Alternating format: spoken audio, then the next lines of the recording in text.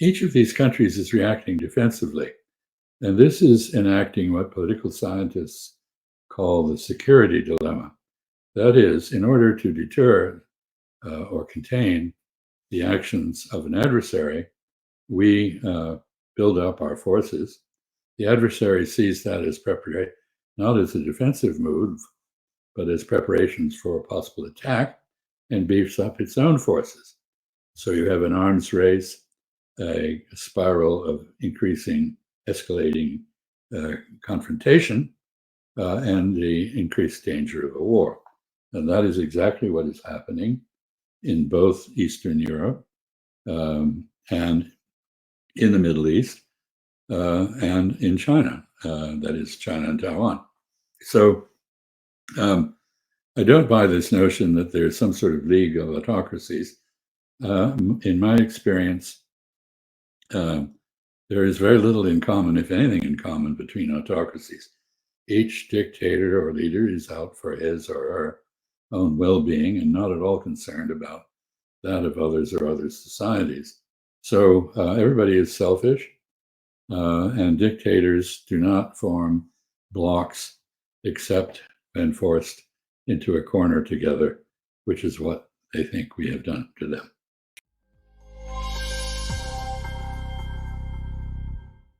On this episode of the WTFinance podcast, I have the pleasure of welcoming on Chas Freeman. So Chas is a well-known diplomat with many years of experience with the US government. I was looking at examples that it was really interesting. I think one of them was that he was the main interpreter for Richard Nixon when he went to China in 1972, a very famous visit, as well as an ambassador to Saudi Arabia from sort of in the late 80s, early 90s during the Gulf War. So I'm sure that was a interesting time. But yep, Chas, thanks so much for coming on the podcast today. Pleasure. Glad to be with you. No problem. And I'm looking forward to the conversation with someone with such experience about, I guess, what's happening throughout the globe. Because I feel like, and a lot of people feel now, things have recently started escalating. And sort of where I wanted to start it, I think the Richard Nixon visit is a great place because, many people look back and see it as a geopolitical masterclass of, really putting the thorn between the Soviets and China and helping, really to split. And I think that was, some people say it's sort of the end of the Soviets. Others say there's other factors, but it was really a good geopolitical move. Do you think we've forgotten the lessons of the past? Because it seems like we are driving together with recent actions over the past few years. Well, I don't think in the case of the United States, at least, that we know how to do diplomacy anymore. Of course, Richard Nixon was a very strange person in many ways. He was a successful politician. You have to be a politician before you can become a statesman. He rose to the rank of statesman because he had a vision of the world in the end of the 60s, early 70s, when the Soviet Union was skirmishing with China on the Sino-Soviet border and trying to plan a massive attack on China. And he realized that if China were removed from the global chessboard, the geopolitical situation would be drastically altered to the disadvantage of the United States and the West. And he had the imagination at a time when we didn't recognize the government in Beijing. We considered the government in Taipei and Taiwan to be the government of all of China. He had the wisdom to see that it would be appropriate to reach out to establish communication and explore common interests with the communists in Beijing. The irony was, of course, that he had been a staunch anti-communist. His political career had prospered, mainly because of that stance. And yet he was the one to lead the opening to China, which was, I think, a masterstroke. It enlisted China in the containment of the Soviet Union and ultimately in a common effort to dislodge the Soviet occupation of Afghanistan. And I think it's not going too far to say that these two developments, cooperations between the United States and China had a great deal to do with the collapse of the Soviet Union, of its own infirmities, which happened at the very beginning of the 1990s. So he has a role in history that really will not be gainsaid, despite the disgrace with which he left the office of the presidency. Okay, thanks for sort of providing some context to that. But yeah, so you say that the US has lost its way with diplomacy, and I think, you know, let's just look at the past 4 years of this current, I guess, uh, government, and it seemed like they were very bullish when they came in. They sort of went quite aggressive towards Saudi Arabia, quite aggressive towards Russia and China and other countries, and then it did, and you know, leaving Afghanistan, and I think they had this ideology of, if you don't like it, doesn't matter, we don't care, you know, you do what we say, otherwise there's going to be issues. And then it did seem like issues arose, and they completely changed their mind. And they said, "Oh wait, maybe we shouldn't do this. We do need allies around the world." Is that sort of what you saw? Or I guess, how would you describe the last few years yourself? Well, I think the group that came in, Senator Biden, who was elected president 4 years ago, and his congressional staff, who include the incumbent Secretary of State, Antony Blinken, and his political advisor, Jake Sullivan, in the National Security Council, and others, were all veterans of the Cold War, and they had not realized that the Cold War world was really behind us. And they had been intoxicated by the roughly 20 years after the Cold War, during which the United States was in a position of global primacy. And they believed that there was very little that we couldn't do, and that others would be obliged to follow us, as they had during the Cold War. But those assumptions were wrong, and they applied an earlier analogy to foreign relations, which is a great mistake. The greatest enemy, the most obdurate dictator and adversary that the United States and others ever faced, was Adolf Hitler. And there was really no point in talking to Hitler or trying to negotiate with him, because his ambitions were limitless, and his bad faith was always there. And if you did negotiate with him and make a concession, he would regard that as evidence of weakness. So with this example in mind, the United States and the West generally have tended to treat any serious adversary, whether it was Saddam Hussein in Iraq, or Vladimir Putin in Russia, or Xi Jinping in China, or whoever, the Ayatollah Khamenei or Khomeini before him in Iran, as the latest incarnation of Adolf Hitler. And to believe, therefore, there's no point in talking to these people, because they'll just pocket any concession you make and go on and do whatever evil deed they had originally planned. So there was a conclusion that it was pointless to approach any adversary with anything but the use of force. As the vernacular will have it, they don't understand anything but the language of force.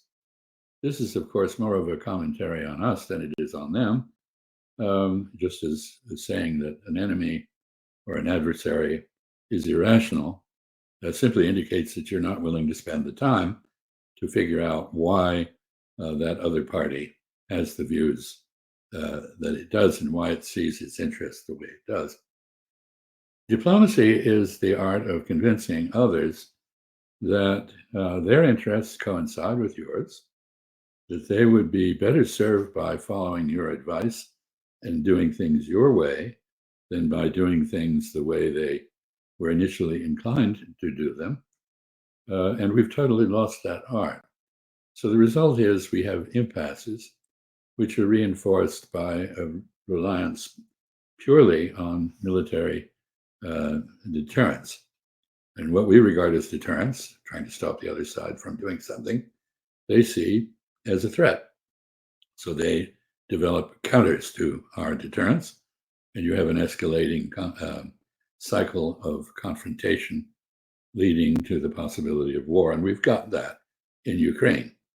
We ignored an ultimatum from Vladimir Putin in December 2021. We told him we would not discuss what he saw as Russia's central core interests, and he therefore made good on his threat and invaded Ukraine. So we have refused to talk to the enemies of Israel. We've engaged in elaborate proxy talks, which never allow us to set eyes on them or hear them directly, and we've achieved nothing. And with Iran, after applying maximum pressure in the time-honored way that we did with North Korea, we risk having the same result, namely, at long last, the development of an Iranian nuclear deterrent, which they have heretofore not built out of religious scruples, but religious scruples in time with sufficiently intense threats can be overcome. So we have not practiced diplomacy. We have been practicing an entirely diplomacy-free, militarized foreign policy. And over the last 4 years, it has spectacularly backfired. Yeah, agreed. And maybe if we go back to the collapse of the Soviet Union, when that happened, do you think it would have been the right move to close down NATO, to sort of fold NATO and to try and embrace the former Soviet states into a one European sort of focus, if that makes sense? Well, I was involved in that and then in the development of what became known as the Partnership for Peace. And the basic theory was that the United States, because it is part of the same geopolitical zone as Europe, had twice or maybe 3 times in the 20th century, been forced to cross the Atlantic to help Europeans straighten out the mess they'd made of their affairs.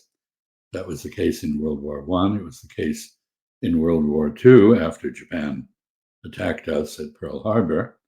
And it was the case, arguably, in the Cold War. And so it was clear that we had to remain involved in the security affairs of Europe. And it was also clear that it was a time for Europe to have a unified defense architecture, and the Partnership for Peace was designed to provide that. It asked 2 things of European countries newly liberated from the Soviet satellite status in which they'd previously suffered. One was that they emulate Western European political and military culture by having a civilian defense minister, subjecting the defense budget to parliamentary scrutiny and approval, and allowing the parliament, that is, the electorate acting through its representatives, to supervise defense policy. The second was that they developed the ability to contribute rather than simply consume security from others. And that meant mastering the 3,000 standardization agreements, which allow a Greek and a Turk who, despite their antipathy for each other and their lack of a common language, to cooperate in a search and rescue operation or some other military operation because the standards are common. There are 3,000 of these agreements. And so these were the requirements. And we were pretty confident that most Eastern Europeans would meet the requirements. And indeed, the Czechs very promptly did, the Poles somewhat later, the Hungarians, the Slovaks. We also were quite confident that Ukraine would not want to join the Partnership for Peace as a path to NATO membership, because that would bring down the Russians on them.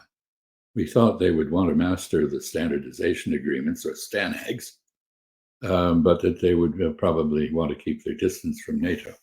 And that was indeed the case until the George W. Bush administration succumbed to neoconservative triumphalism and invited Ukraine to join NATO over the initial objections of other NATO members. The Russians made it very clear that if Ukraine joined NATO, they would be forced to act militarily, for the same reason that if a hostile power were to garrison Tasmania, since you're in Australia, I believe, the Australian government in Canberra would be obliged to act to dislodge it.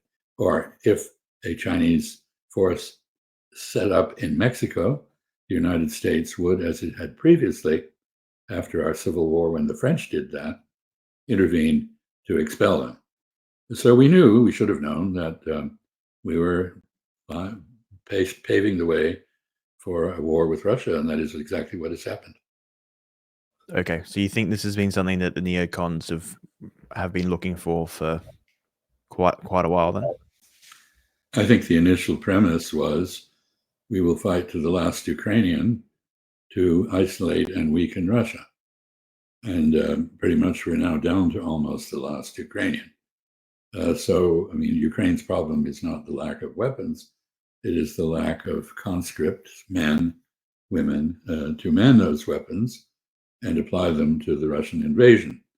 At the moment, the Russians are advancing rapidly across the entire front. And I don't know how much American history you know, but during our Civil War, Robert E. Lee, a great general for the Confederacy, the South, invaded the North at Gettysburg, fought a great battle there. It was a tactically brilliant thing for him to do. He hoped to buck up Southern morale, undermine Union morale in the North, and convince the British, who were backing the South clandestinely, that they should continue to do so. From a strategic point of view, however, it backfired. Southern morale was briefly buoyed. Northern morale was strengthened as the North reacted against this insult on Northern territory. And while the British did continue some support for the South, they were very cautious as a result of the Southern defeat at Gettysburg. So when the Ukrainians invaded Kursk in Russia, they took a similar gamble, and I think it equally was a tactically brilliant and strategically disastrous move.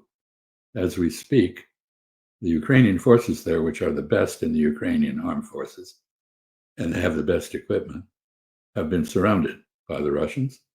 And the Russians apparently, rather than finishing them off themselves, are giving that honor to the North Koreans who have joined Russia because they wanted combat experience. They're going to get it in Kursk. The Ukrainians are tough, and we'll see how tough the North Koreans are. Okay, but then what you're saying is this is, I guess, since the collapse of the Soviet Union, since the last 20 years, that these 30 years, that these neocons have been trying to weaken Russia through any way possible, or that's what they wanted to do. They have made the objective of the United States the sustainment of global hegemony, or primacy, if you will. And this is applied also to the Pacific Asian region, where the United States is very much in the face of China, attempting to preserve the dominance of the region militarily and politically and economically that we enjoyed following the defeat of Japan. We overthrew the Japanese Empire, which had overthrown the British, American, and Dutch empires, French as well, and we filled that vacuum. But there is no vacuum anymore in Pacific Asia. Japan is once again a great economic power with a formidable military capability. Both Koreas have shown they can handle themselves very well on the battlefield. The Vietnamese have certainly shown that no one is going to take them over. And while there are some weak countries like the Philippines, the Indonesians are on the rise. And the region has some very wise politicians and statesmen in it, notably in Singapore. So I think we have been attempting to preserve a primacy which is actually largely irrelevant or outmoded, already gone. As the region reorganizes, we have defaulted on participation in the ordering of its economic affairs by withdrawing from the Trans-Pacific Partnership, which was picked up by the Japanese and is now reincarnated basically under new management. We're not participating. We don't participate in the regional economic cooperation program, RCEP. So we're not present there, which means that the region is now very definitely centered on China economically.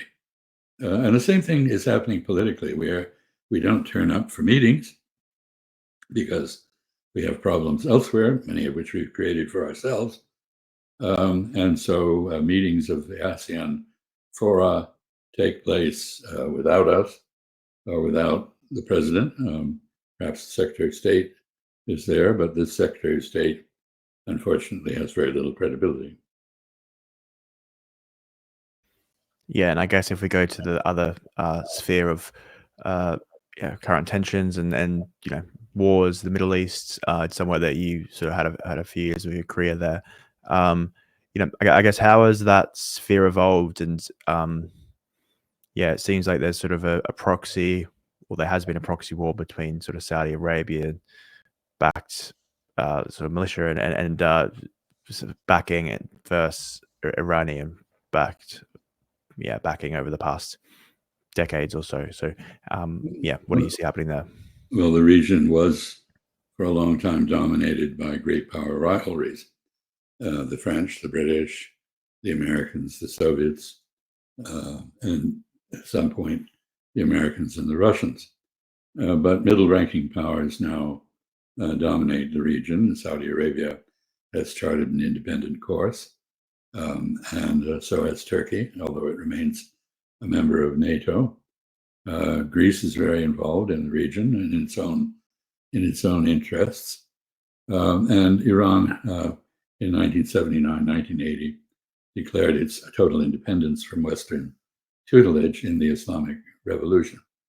The United States and Israel have, which is also, I should say, dancing to its own drummer, not that of the United States.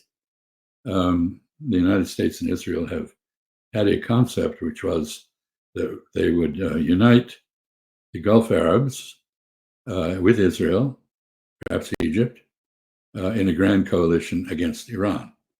But Israeli behavior has so antagonized the Gulf Arabs that they have declared their neutrality between Israel and Iran. Saudi Arabia and Iran are in the midst of a rapprochement brokered by the Iraqis, Omanis, and Chinese. And they're even about to have a joint naval exercise, something that would have been unthinkable just a few years ago. And finally, the Gulf Arabs have told us that we Americans, we are not to use any of our military facilities on their territory in a war with Iran. So exactly the opposite of what the United States and Israel had hoped for is what has happened. And I should say generally, the United States identification with Israel, the blank check that we've given the Israelis to conduct genocide and and to attack their neighbors, as they have just done with Lebanon, to carry out pogroms and try to complete the ethnic cleansing of Palestine. These things have so discredited the United States with Arab and Islamic publics, and indeed publics generally outside the ranks of the West, that we have very little influence, if any. We give advice, it's ignored, and we don't have the imperial reach that we once did. Yeah, and that's obviously everyone's got a different opinion on the Middle East, I think, and what's happening in Palestine, Israel, and the rest of the parts.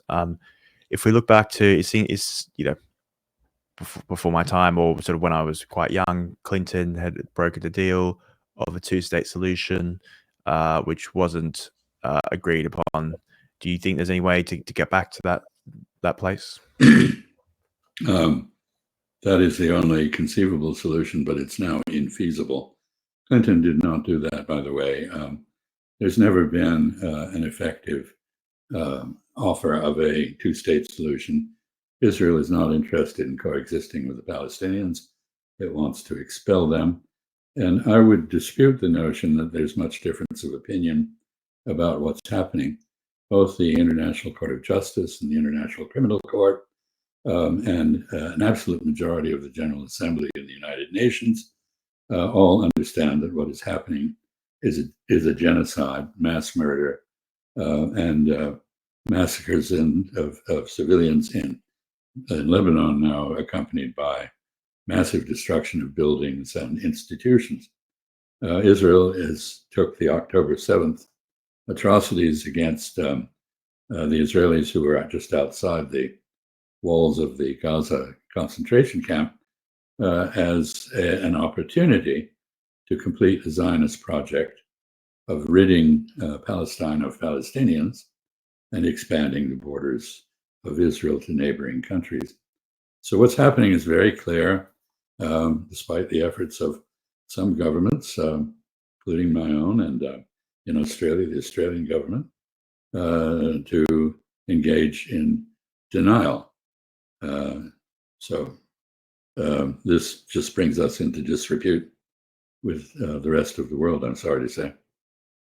Hey everyone, sorry for interrupting. I just wanted to extend a massive thank you to you for listening and tuning in, and for your support over these 3 years. So we've had, hundreds of guests that we've welcomed on the podcast. We've had millions of views with hundreds of thousands of different people listening in. So I just wanted to thank you. You know, I started this as a student. I'm now currently working, and I've always done this on the side just because I have a passion for it and I've enjoyed it. And probably similar to yourself, you listen to all these, different YouTube channels and podcasts of people listening to different guests. That's how I started, and I just wanted to sort of take the plunge and be able to have the opportunity to speak to these people, and you've made that happen. So thank you very much. Just myself, don't make any money from this, and it's really a passion project. So thanks for supporting that passion of mine. If you wanted to support the channel, all I ask is if you could like, subscribe, or even comment, positive or negative feedback. I'm always willing to take constructive criticism. I'd really appreciate that. But otherwise, thanks so much. If you can believe it, only 14% of our listeners actually subscribe to the podcast. So if you can, great. If not, no problem at all. Thanks for listening, and let's get back to the show. Okay, that makes sense. If we, and to be honest, I think if I look at what's happened, it does seem like, obviously there was a Holocaust, and there's thousands of years of history before that, and then lots of European Jewish people moved to Palestine, and after the doctrine of from England. But it does seem to, the last 100 years has been 80 years has been very difficult for both, and I sort of understand from both perspectives. Well, it's entirely understandable why European Jews would want to leave Europe, and I should say that European anti-Semites were very glad to see them go. But Israel is an artifact of colonialism. It was authorized first by the British, who had no authority to authorize anything in Palestine at the time, but did so in the usual imperial manner of the time. Europeans at that time were very racist, and they actually bought into the absurd slogan of the Zionists, which was a land without people for people without land. In other words, there were no people there. Well, there were people. There was a flourishing Palestinian Arab society, and there still is, despite every effort of Zionist immigrants over the last 100 years to erase them. This is seen by much of the world as the last gasp of settler colonialism. In my country, Australia, New Zealand, Canada, we're all settler colonialist enterprises, and that gives us a certain empathy with the Israelis, of course. And Israel is where it is; it exists. But when Israel asks the question, does Israel have the right to exist, which is a question I hear no other country asking, it does exist. Why ask that question? The answer is, if Israel has the right to exist, in the Zionist view, no Palestinian state has the right to exist. In other words, there's no two-state solution. And given all the bloodshed and the atrocities on both sides, the figures that we see on death in Gaza are grossly understated. The Lancet and other reputable journals have estimated that there are well over 200,000 dead and over 100,000 wounded, and most of those dead and wounded are women and children. So this is an atrocity on a scale that we have not seen since the last century, and it is happening with the full support of the United States and other countries which supply weapons to Israel to carry out the massacres, and in the case of the United States, fund the Israeli war with billions and billions of dollars of aid to the Israeli government. This has become very controversial, not just in the world as a whole, where it has alienated others from the West, but in our own societies, particularly among youth, Jewish youth, to their credit, objecting very bravely to what Israel's doing and asking that they, as Jews abroad, not be confused with Israelis who have very different values than they do. Yeah, great point. So there's some people saying that the current, I guess, trajectory of the world is, you look at China, Russia, Iran, North Korea, it's forming a type of axis, which some people are comparing to, the German axis that was seen in the 1930s. Is that sort of, do you agree with that statement, or do you think it's a very different, I guess, relationship? I think we have basically driven these countries together because we have threatened all of them. Obviously, in Ukraine, we have threatened to isolate and weaken Russia. That hasn't happened. We've tried to sever Russian relations with the rest of Europe, which has largely happened. Russia has been reoriented toward China, India, and West Asia, the Middle East, if you will, and Africa. We have re-entered the Chinese Civil War, which we had extricated ourselves from, with presidential statements about our defending Taiwan against the Chinese across the strait. Of course, we are constantly threatening with Israel to attack Iran over its alleged nuclear program, which, by the way, our intelligence services tell us does not yet exist. That is, there is enrichment of uranium, but there is no bomb program as such. No decision to build a bomb has been made. We have obviously had a long history with North Korea. During the Korean War in the early 1950s, our air campaign in North Korea killed 20% of the civilian population. There's no reason for North Koreans to feel kindly toward Americans. South and North Korea remain split on the peninsula. North Korea has taken its own sad course. I think it is probably the most totalitarian and oppressive society on the planet. And we have essentially driven it and Russia together by escalating the war in Ukraine to the point where the Russians wanted not only munitions, but were open to the idea of North Korean troops getting combat training in real combat on the Ukrainian frontier. Each of these countries is reacting defensively. And this is enacting what political scientists call the security dilemma. That is, in order to deter or contain the actions of an adversary, we build up our forces. The adversary sees that as preparation, not as a defensive move, but as preparations for a possible attack, and beefs up its own forces. So you have an arms race, a spiral of increasing, escalating confrontation, and the increased danger of a war. And that is exactly what is happening in both Eastern Europe and in the Middle East. and in China, that is China and Taiwan.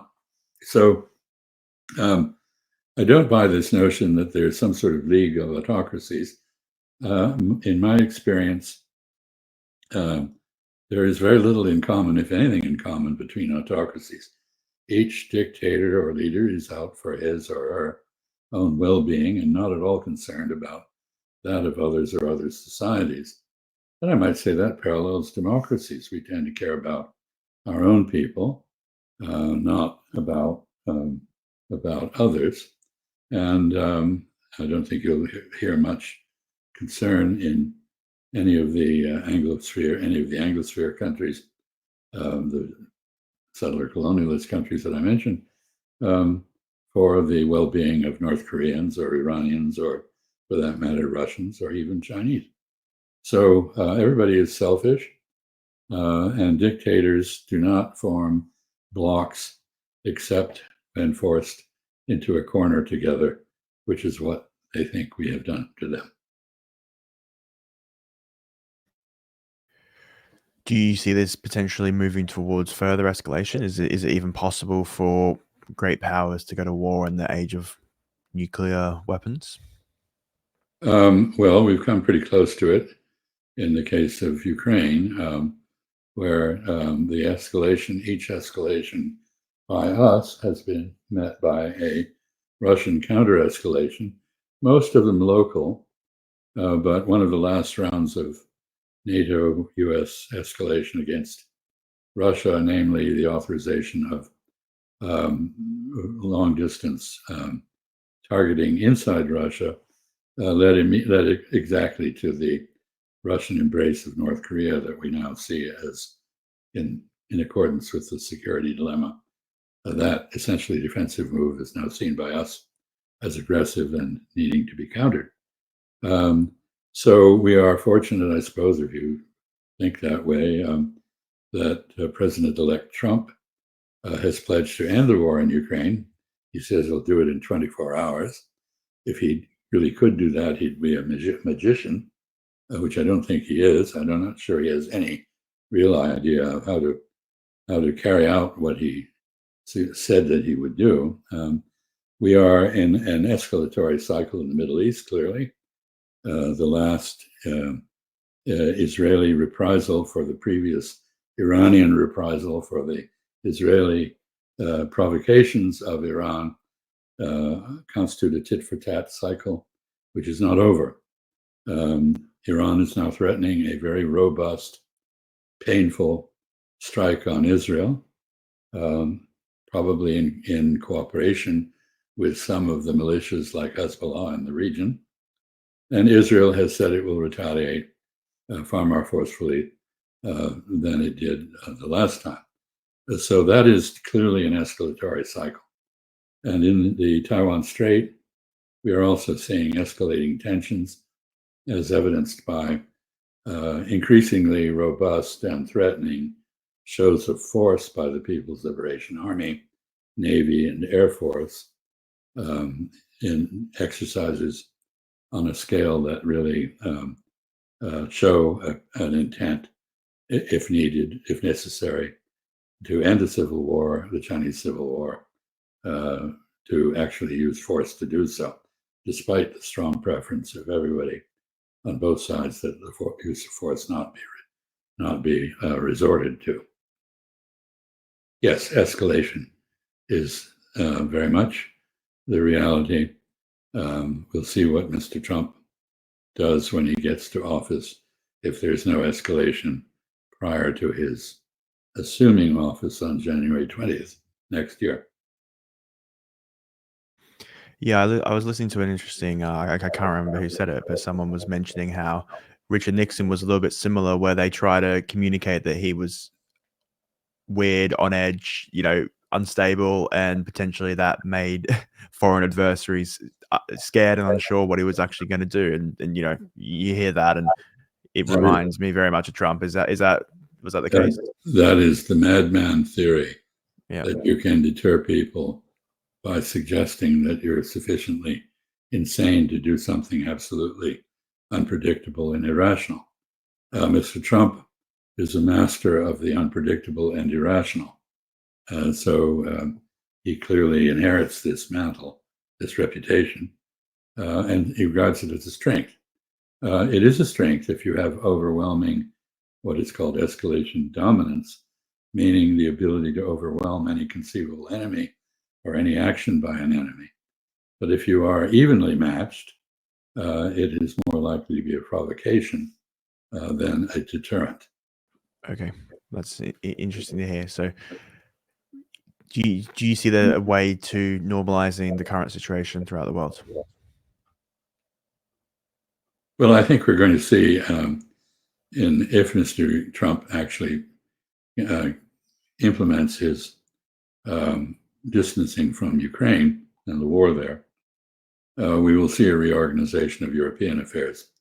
Europeans have now come to realize, that is, the statesmen among them have, that they cannot enjoy peace, security, and prosperity without a constructive relationship, if a wary relationship, with Russia. I see signs of this in Poland, which Poland has emerged as a very strong military power in Europe. It has a history of extreme anti-Russian sentiment for good reasons. And I think many Poles, however, now realize that they need to have a decent relationship with Russia in their own interest. And I think there are Russians who see the same. They have wanted to, Mr. Putin has constantly reiterated a desire to talk, to negotiate with his neighbors and NATO and the United States. And up to now, there have been no such talks. There were talks with Ukraine, which in April, late March, early April 2022, actually produced a draft treaty, which the Ukrainians were then persuaded by Boris Johnson, acting on behalf of the West, to repudiate. I think the Ukrainians are now wishing that they had signed that treaty, having lost an enormous number of men on the battlefield, seen some 11 million Ukrainians flee the country. The country's population is now a fraction of what it was on the eve of the war. And many Ukrainians will not return to Ukraine, whatever the circumstances. Ukraine has lost over 20% of its territory, and it's not going to get it back. So this has been a very bad war for Ukrainians, and I think really it's almost criminal to have encouraged them to carry on as they have with such huge losses on their side. The Russians too have lost men and fighters and so forth, but to a much lesser degree because their military tactics have involved digging into positions and allowing the Ukrainians to attack them. And the defense always has the advantage over the attack, and the casualties on the Russian side are therefore far less than those on the Ukrainian side. But altogether, this war has cost well over 1 million lives, which is not an achievement. The sooner it ends, the earlier Europeans, I hope with the assistance of the United States, can sit down to work out an arrangement which neither threatens Russia nor the rest of Europe, in which both Russians and other Europeans can feel secure. That is what needs to come out of this. In the Middle East, as long as Israel is under Mr. Netanyahu, there's no reason to expect there will be any abatement in either the genocide or the fighting. We're not at war yet with Iran, but Israel is working very hard to drag us up into one because it realizes that Iran is more than it can handle on its own. It would like to engineer regime change in Tehran. It would like to destroy the Iranian nuclear program, and it would like to humiliate Iran and subjugate it, which I don't think it can do without American support.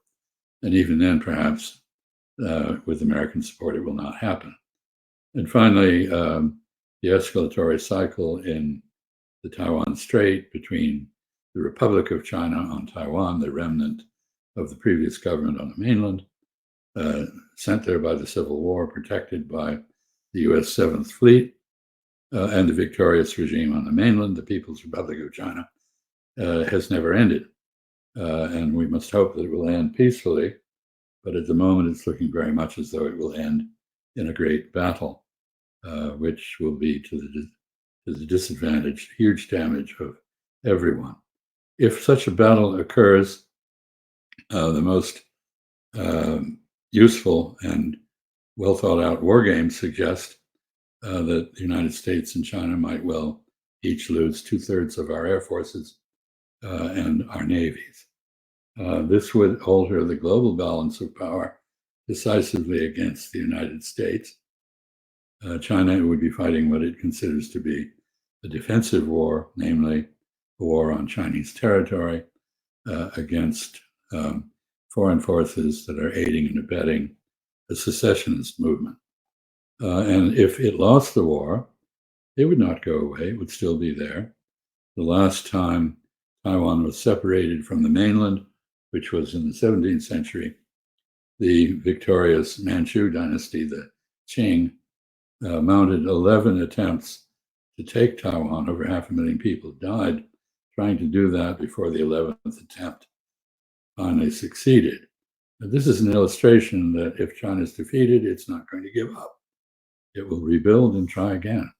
That is why this is a very stupid war for us to want to see happen.